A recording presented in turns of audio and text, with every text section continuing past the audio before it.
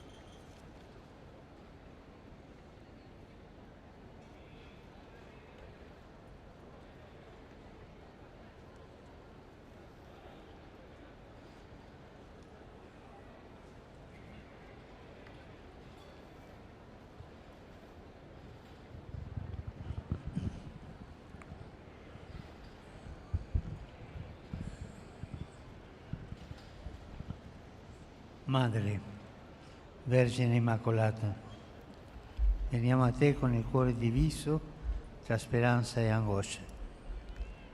Abbiamo bisogno di te, Madre nostra, ma prima di tutto vogliamo ringraziarti perché in silenzio, come nel tuo stile, tu vegli su questa città che oggi ti avvolge di fiori per dirti il suo amore.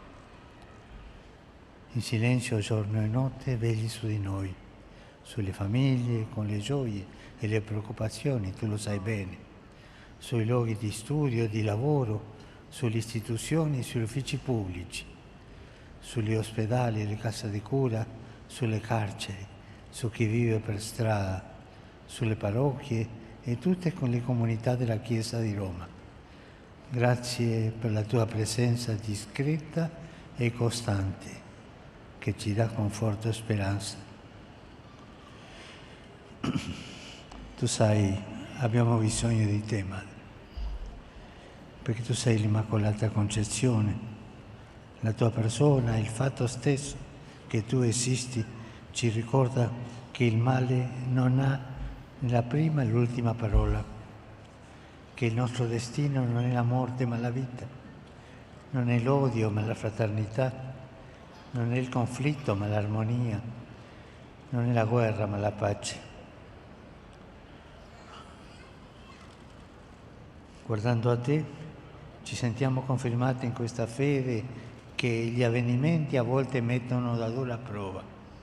E tu, Madre, rivolgi i tuoi occhi di misericordia su tutti i popoli oppressi dall'ingiustizia e dalla povertà, provati dalla guerra. Madre, guarda il martoriato popolo ucraino, guarda il popolo palestinese, al popolo israeliano,